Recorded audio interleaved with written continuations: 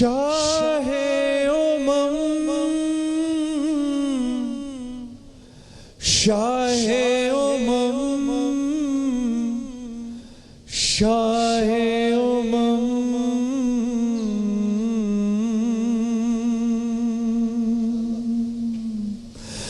میں تو امتی ہوں اے شاہ امم کر دے میرے آقا اب نظر کرم میں تو امتی ہوں اے شاہ امم کر دے میرے آقا اب نظر کرم میں تو امتی ہوں اے شاہ امم کر دے میرے آقا اب نظر کرم میں تو بے سہارا ہوں دامن بھی ہے خالی نبیوں کے نبی تیری شان ہے نرالی میں تو امتی ہوں اے شاہ امم کر دے میرے آقا اب نظر کرم میں تو امتی ہوں اے شاہ امم کر دے میرے آقا اب نظر کرم غم کے اندھیروں نے یوں گھیرا ہوا ہے آقا دشوار اب جینا میرا ہوا بگڑی بنا دو میری طیبہ کے والی بگڑی بنا دو میری طیبہ کے والی نبیوں کے نبی تیری شان ہے نرالی میں تو امتی ہوں اے شاہ امم کر دے میرے آقا ایک نظر کرم میں تو امتی ہوں اے شاہ امم کر دے میرے آقا اب نظر کرم جس کو بلایا گیا وہی عرش بری ہے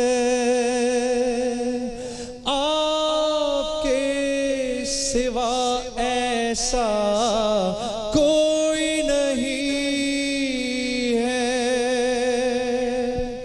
جس کی نہ بات کوئی رب نے بھی ٹالی جس کی نہ بات کوئی رب نے بھی ٹالی نبیوں کے نبی تیری شان ہے نرالی میں تو امتی ہوں اے شاہ امم کر دے میرے آقا اب نظر کرم میں تو امتی ہوں اے شاہ امم کر دے میرے آقا اب نظر کرم میں تو امتی ہوں سبحان اللہ۔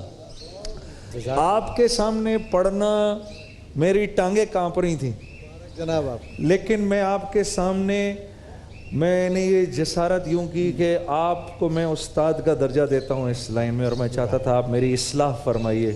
جناب سب سے اچھی بات تو یہ ہے کہ سب آپ کو بہت مبارک، ایک نئی نعت اور آپ کی پرانی نعتوں کی طرح تاثیر میں، تاثر میں، کیفیت میں رچی ہوئی بسی ہوئی۔ آپ کا حسن یہ ہے کہ فن سے واقفیت کے باوجود فن کا اظہار نہ کرنا، نعت میں فن کی جتنی ضرورت ہے اتنا ڈالا جانا، اور دوسرا ایک ایسا لوازمہ تیار کرنا آواز اور کلام کا جو ہر سطح کے ذہن کے لیے آسانی سے قابل قبول ہو اور ہر آدمی اس کی ادائی کو بہتر طور پر کر سکا۔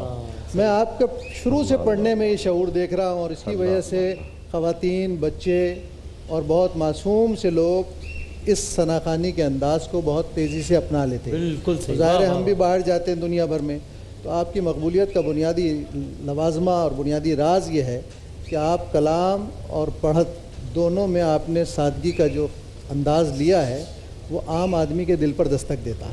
آپ کو یہ نیا کلام اس لیے بھی مبارک ہو شکریہ کہ بہت. آپ نے ایک امتی کی آواز کو جو اس زمانے میں فی زمانہ استغاثہ اس شہر آشوب میں حضور علیہ الصلوۃ والسلام کی بارگاہ میں پیش کیا جا رہا ہے, آپ نے اس کلام کے ذریعے اس کو زبان دی اور اس کو اتنا مؤدب انداز میں ادا کیا کہ جب یہ سارے کے سارے میں تو امتی ہوں کی پکار کر رہے تھے بہت مزہ تو آپ یقین مانیے کہ روح سرشاری کے عالم میں. بہت مبارک. صحیح. اللہ اکبر. میرے عزیز دوستوں, سبھی بھائی کی طرف سے یہ باتیں آنا میرے لیے یوں سمجھیے کہ میرے لیے اتنی انکریجمنٹ کی بات ہے کہ میں واللہ الفاظ میرے زبان پہ آ نہیں رہے, میرے سے بات ہو نہیں رہی اس سلسلے میں.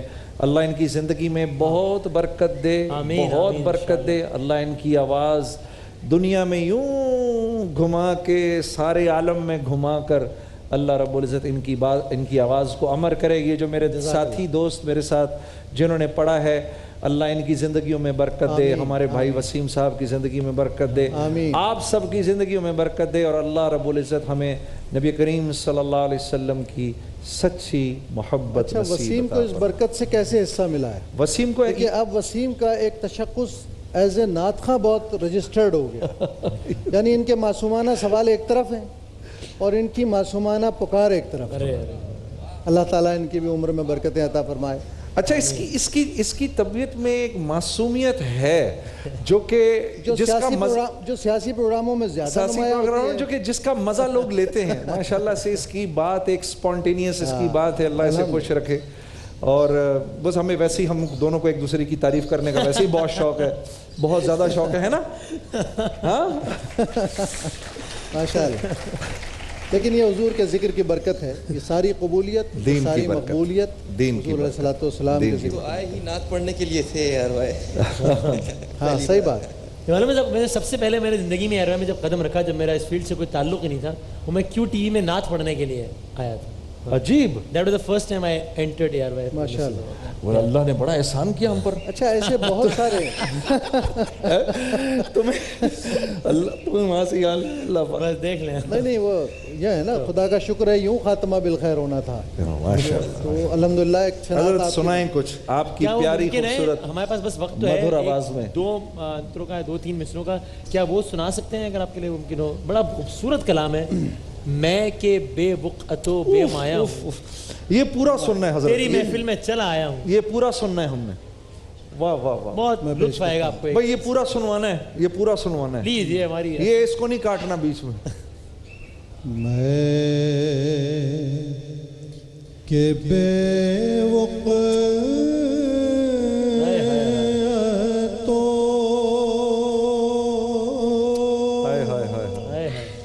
بے مایا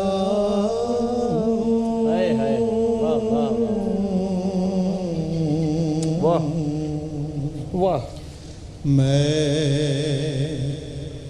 کہ بے وقت تو بے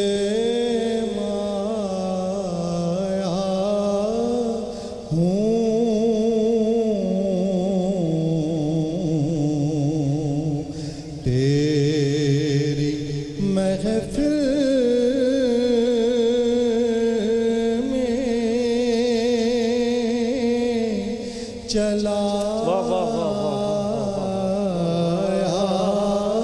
ہوں تیری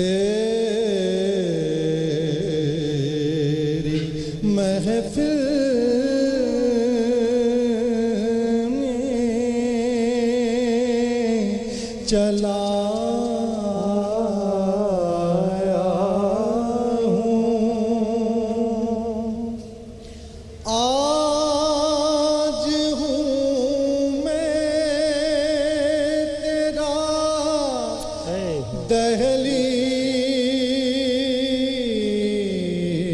دہلیز نشین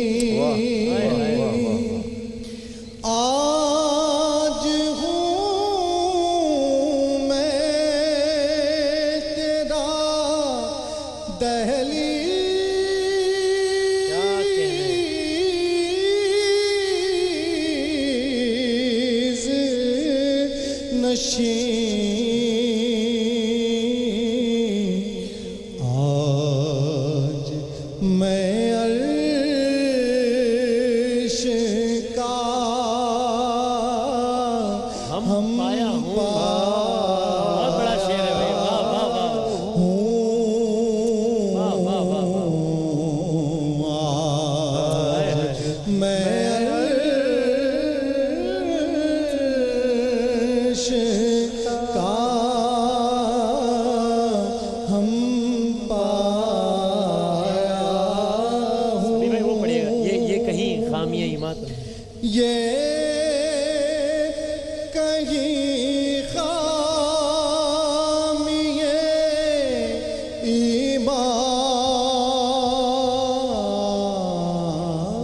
ہی نہ ہو یہ کہیں خامیِ ایمان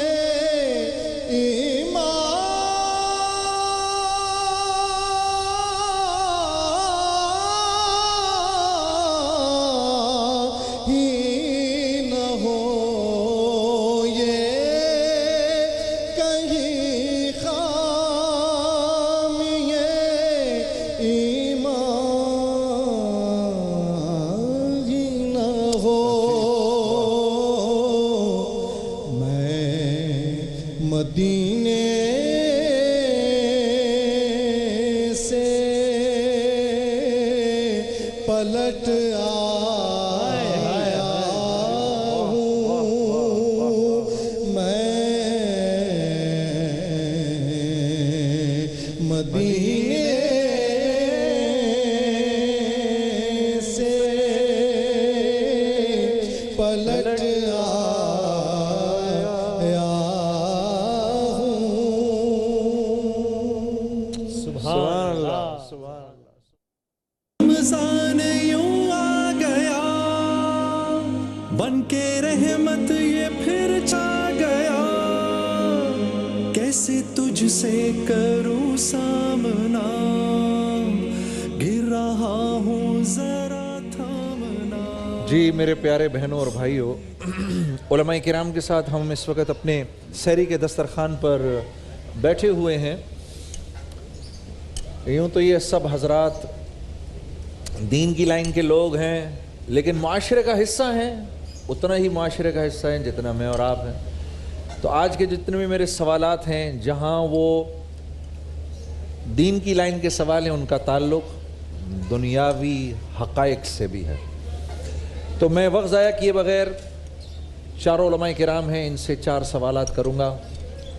پہلا سوال ہے میرا مولوی عمران بشیر صاحب سے کہ مولانا ہم اکثر اپنے حقوق کی بات تو کرتے ہیں لیکن اپنے فرائض کو بھول جاتے ہیں. برائے مہربانی حقوق اور فرائض کی ذرا وضاحت فرما دیں. بسم اللہ الرحمن الرحیم. جنید بھائی، اس میں ایک بڑی اہم تاریخ میں واقعہ ملتا ہے، بخاری شریف نے بھی اس کو نقل کیا ہے. حضرت سلمان فارسی رضی اللہ تعالیٰ عنہ اور ایک صحابی کے ساتھ نبی کریم صلی اللہ علیہ وسلم نے مواخات، جسے کہتے ہیں بھائی چارہ، قائم فرمایا. ٹھیک. حضرت ابو درداء رضی اللہ تعالیٰ. ٹھیک. اللہ کی شان، جب دوپہر کا وقت ہوا تو ان کے لیے کھانا رکھا اور خود جانے لگے. کہا کہاں جا رہے ہو؟ کہا جی میرا روزہ انا الصائم. کہا بیٹھو اور میرے ساتھ بیٹھ کے روزہ افطار کرو. روزہ توڑوا دیا، نفلی روزہ تھا. رات کا وقت ہوا تو پھر ان کے لیے بستر بچھایا اور جانے لگے. تو کہا کہاں جا رہے ہو؟ کہا جی تہجد پڑھنے. کہا تہجد چھوڑو اور سو جاؤ میرے ساتھ. صبح جب تہجد کا آخری وقت ہوا تو ان کو اٹھایا اور فرمایا کہ تہجد پڑھ لو. تہجد پڑھنے کے بعد ان کو 5 نصیحتیں فرمائیں، اور وہ میں سمجھتا ہوں کہ وہ 5 نصیحتیں پورے دین کا خلاصہ تھی. ماشاءاللہ. وہ 5 نصیحتیں یہ فرمائیں: اِنَّ لِرَبِّكَ عَلَيْكَ حَقٌّ وَإِنَّ لِنَفْسِكَ عَلَيْكَ حَقٌّ وَإِنَّ لِزَوْجَتِكَ عَلَيْكَ حَقٌّ وَإِنَّ لِزَوْرِكَ عَلَيْكَ حَقٌّ وَآتِ كُلَّ ذِي حَقٍّ حَقًّا. میں تمہارے رب کے تمہارے اوپر کچھ حقوق ہیں، تمہارے نفس کے تمہارے اوپر کچھ حقوق ہیں. اصل میں روزے رکھ کے ان کی صحت بہت متاثر ہو چکی تھی. یہ حضرت ابو درداء کی. جی. اچھا. تو کہا کہ آپ روزے اتنے مت رکھیں، جتنی ضرورت ہے وہ رکھیں، اور راتوں کو جاگنے کی وجہ سے آنکھوں پہ ہلکے پڑ چکے تھے، فرمایا اتنا مت جاگیں، اور بیوی بچوں کی حقوق ہے، اور جو آپ کے پاس مہمان آ رہے ہیں ان کی حقوق ہیں، وَآتِكُ الَّذِي حَقٍ حَقًّا، جس کا جو حق بنتا ہے اس کو عطا کرتے چلے جائیں۔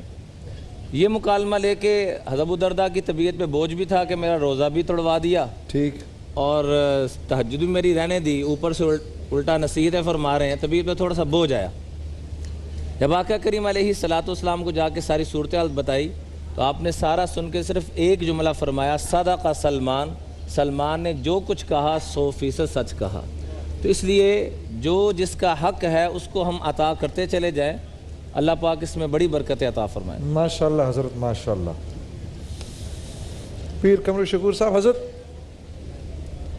انفرادی طور پر تو ہم حقائق و فرائض کو کسی طور سمجھتے ہیں، کیا ایک فرد کے امت مسلمہ اور دنیا کے حوالے سے بھی کچھ حقوق و فرائض ہیں فرد کے؟ بسم اللہ الرحمن الرحیم، اللہم صلی علی محمد وعلی آل محمد وبارک وسلم۔ فرد قائم ربط ملت سے ہے تنہا کچھ نہیں، موج ہے دریا میں اور بیرون دریا کچھ نہیں۔ فرد معاشرے کی ہی ایک اکائی ہے، اور اس کے ذمے اگر وہ درست ہوتا ہے، اپنے حقوق اور فرائض کو بحسن خوبی ادا کرتا ہے، تو یقیناً معاشرے کی بہتری کی طرف پہلا قدم اٹھتا ہے۔ بزرگان دین اور صوفیاء امت کا طریقہ یہ ہے کہ وہ ہمیشہ اصلاح کا عمل اپنی ذات سے اس کا آغاز کرتے ہیں۔ ہماری حالت یہ ہے کہ ہم دوسروں کو سمجھانے کی کوشش کرتے ہیں، لیکن وہ خود اپنی ذات پہ اسے نافذ کرتے ہیں، اور اس طریقے سے اپنے کردار اور اپنے عمل سے اسے اجاگر کرتے ہیں۔ اگر ہم بھی اپنے حقوق کو پہچانیں اور معاشرہ میں جو ہماری ذمہ داریاں بنتی ہیں ان کو نبھانے کی کوشش کریں، تو مثالی معاشرہ جو ہے وہ وجود میں آ جاتا ہے۔ ماشاءاللہ، ماشاءاللہ۔ رب جو دعا ہمیں تعلیم فرمائی گئی، ربنا آتنا فی الدنیا حسنۃ وفی الآخرۃ حسنہ، یہ اس دعا ہی واضح کر رہی ہے کہ مومن کے لیے ضروری ہے کہ وہ پہلے اپنی دنیا کو حسن کرے، اور اپنی دنیا کو حسن اور عمدہ یعنی شریعت مقدسہ کے مطابق، جیسے مولانا فرما رہے تھے کہ حقوق 5 حقوق جو ہیں ایک مومن کے ذمے ہیں، جب وہ ان حقوق کی ادائیگی کرے گا، ہر ایک کا خیال رکھے گا، اپنے معاملات میں بہتری اور توازن لائے گا، تو اس کی برکت سے باقی معاملات جو ہیں وہ یقیناً بہتر ہوتے چلے جائیں گے۔ تو ماشاءاللہ حضرت، ماشاءاللہ۔ یعنی مفتی سہیل رضا امجدی صاحب، حضرت یہ جو ایک عجیب سا ایک کانسیپٹ ہے، مطلب عجیب تو نہیں کہنا چاہیے، لیکن میں چاہتا ہوں آپ مجھے اس پر ذرا تھوڑی سی میری اصلاح فرمائیں کہ اللہ اپنے حقوق معاف کر دے گا، بندوں کے نہیں معاف کر دے گا۔ اگر تو یہ بات سچ ہے تو کیا مطلب ہے اس بات کا؟ یعنی پھر میں نماز روزہ حج اس طرف سے میں پھر بالکل بری و ذمہ ہو جاؤں، یا کیا مطلب ہے اس بات کا؟ بسم اللہ الرحمن الرحیم، اللہم صلی علی محمد وعلی آلہ واصحابہ وبارک وسلم۔ آپ نے پہلی بات یہ فرمائی کہ حقوق اور فرائض میں فرق کیا ہے۔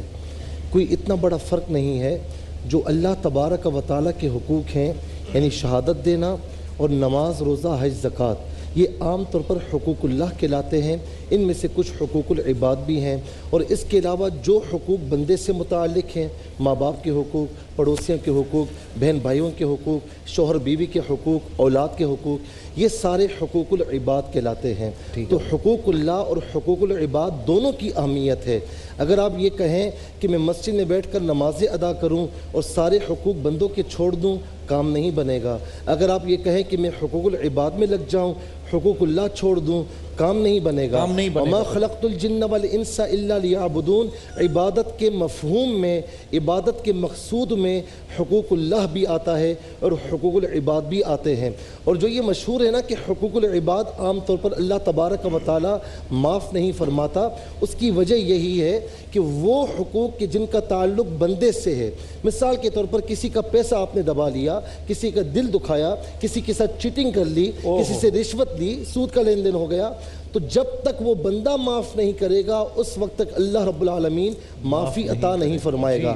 لیکن احادیث کریمہ میں یہ ہے کہ جب کسی بندہ مومن پر مثال کے طور پر کسی نے توبہ کر لی، توبہ کر لی اور ان تمام حقوق کی ادائیگی کا اللہ رب العالمین سے وعدہ کر لیا، لیکن موت آ گئی، اب اس کی نیت سچی تھی، تو اللہ تبارک و تعالیٰ جو مدعی ہوگا اس کو جنت کی ایسی نعمتیں عطا فرمائے گا کہ وہ مدعا علیہ کو معافی عطا فرمائے گا اور دونوں کے دونوں جنت میں جائیں گے۔ میں آخری بات عرض کروں گا کہ ہمارا دین وہ ہے کہ جو ایک جانور کے ساتھ حسن سلوک کرنے پر بخشش کا وعدہ کرتا ہے، ہمارا دین وہ ہے جو کہتا ہے کہ کل المسلم علی المسلم حرام دمہ و مالہ و عرضہ، کہ ایک مسلمان کا دوسرے مسلمان پر خون بھی حرام ہے، مال بھی حرام ہے اور عزت بھی حرام ہے۔ اور ایک آخری بات عرض کروں گا کہ ومن احیاھا فکأنما احیا الناس جمیعا، کہ جس نے ایک انسان کو زندگی بخشی گویا کہ اس نے پوری انسانیت کو زندگی بخشی، اس نے پوری انسانیت کو زندگی بخشی۔ اسی طرح حضرت اگر کسی نے ایک انسان کو قتل کیا اس نے ساری انسانیت کو قتل کیا۔ بالکل بالکل عجیب۔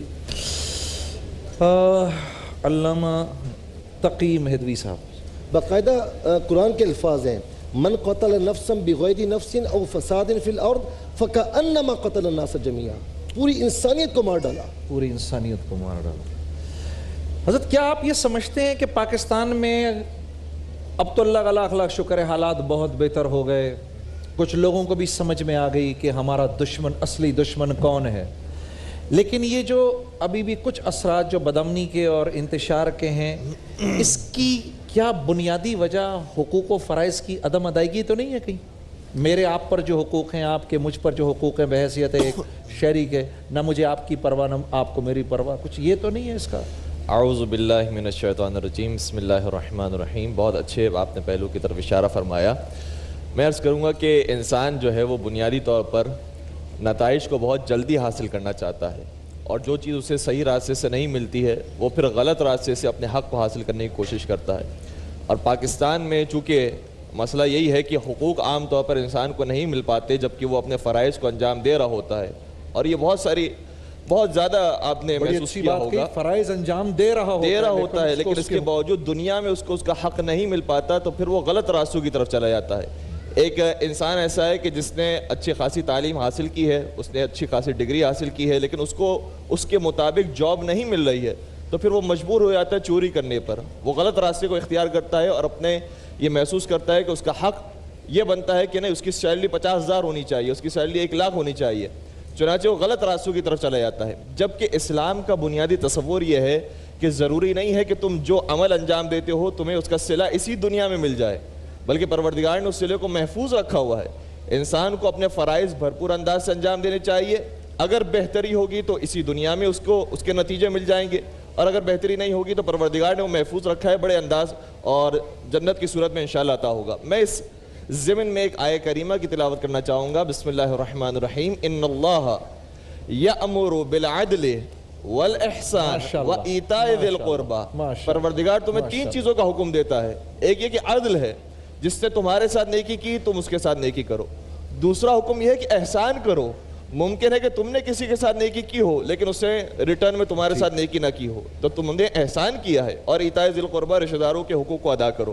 تو بہت دفعہ ایسا ہوتا ہے کہ انسان کو دنیا میں اس کا صلہ نہیں مل پاتا۔ میں گزارش کروں گا، چوتھے سرکار امام زین العابدین علیہ السلام نے ایک رسالہ لکھا ہے جس کا نام ہے رسالہ حقوق۔ 50 حقوق اس کے اندر بیان کیے گئے ہیں، اور کیا ترتیب ہے اس کے اندر۔ سب سے پہلے حق بنتا ہے پروردگار کا، پھر تمہاری زندگی کا تمہارے اوپر کیا حق ہے، پھر آس پاس کے جو اطراف کے رہنے والے ہیں، والدین ہیں، بچے ہیں، رشتہ دار ہیں، ان کے کیا حقوق ہے۔ اس کے علاوہ جو دوسرے افراد ہیں، اساتذہ ہیں، ان کے کیا حقوق ہے، شاگردوں کے کیا حقوق ہے، ایک ایک کر کے حق بیان کیا ہے۔ اور پھر عبادات کی کیا حق ہے، نماز کا کیا حق ہے تمہاری گردن پر، روزے کا کیا حق ہے تمہاری گردن پر۔ تو ضروری ہے، میں آپ کو معافی چاہتا ہوں، میں آپ کو ذرا یہاں پر بس روکوں گا، اور میں یہ چاہوں گا کہ آپ اسی سلسلے کو اذان کے بعد، کیونکہ ہمارے یہاں بالکل ابھی فوراً اذان کا وقت ہونے والا ہے، تو اذان کے بعد اسی بات کو آپ کنٹینیو رکھیں۔ خواتین و حضرات، ایک ہم بریک لیتے ہیں، فجر کی اذانوں کا وقت ہے، انشاءاللہ اس کے بعد ہم پھر حاضر ہوں گے، وسیم بھائی کا انعام کا معاملہ بھی ہوگا، اور اس کے بعد ہم علماء کرام کے ساتھ بیٹھیں گے ایک بریک کے بعد۔ ماہ رمضان یوں آ گیا، بن کے رحمت یہ پھر چھا گیا، کیسے تجھ سے کروں سا